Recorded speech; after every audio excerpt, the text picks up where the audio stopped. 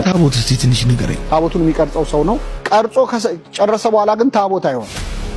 ታቦትን ታቦት የሚያሰኙ ሶስት ቁም ነገሮች የግድ መኖር አለባቸው።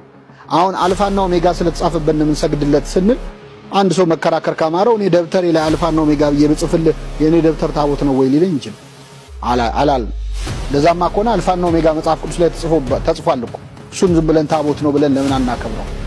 ግድ ካልሆነ ዮሐንስ ወንጌልን ወይም የወንጌሉን ቅጠል ቅዳሴ ይደረግበታል ያልነው ኤክሰፕሽናል ነው እንጂ እንደ ታቦት አይደለም። ታዲያ እንዴት ነው ስሙ ብቻ ነው ወይ? አይደለም። ታቦቱን የምናከብርበት ሶስት ምክንያት አለ።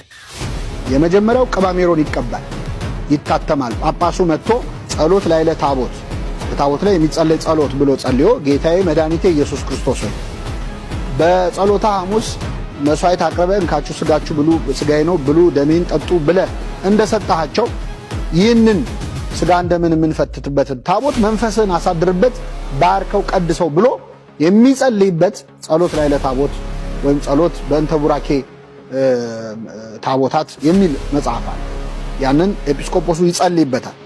ጸልዮ ሜሮን ይቀባዋል መንፈስ ቅዱስ እንዲያድርበት ማለት። ስለዚህ ታቦቱን ታቦት የሚያሰኘው የመጀመሪያው አልፋና ኦሜጋ የሚለው የክርስቶስ ስም ጉልበት ሁሉ ለኢየሱስ ስም ይስገድ የሚለው ቃል ስለተጻፈበት አንድ። ይሄ ግን ብቻ በቂ አይደለም። በሜሮን መክበር አለበት። በቅባ ሜሮን መክበር አለበት። ሜሮን ሲቀባ መንፈስ ቅዱስ ያድርበታል። በታቦቱ ላይ እግዚአብሔር መንፈሱን ያሳድራል።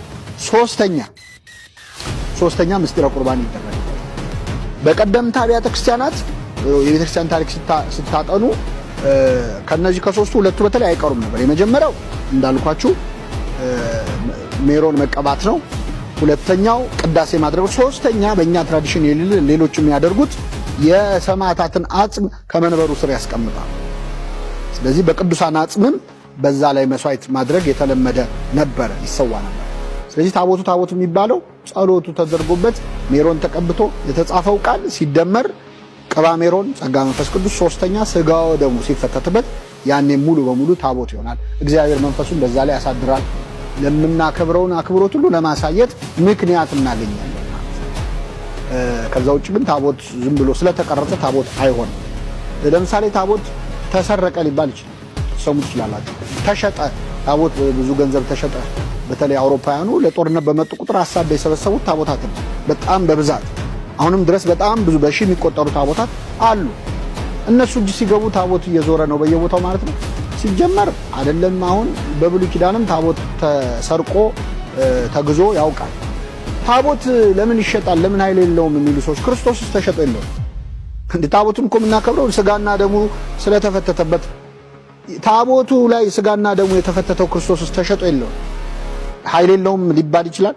አይችልም።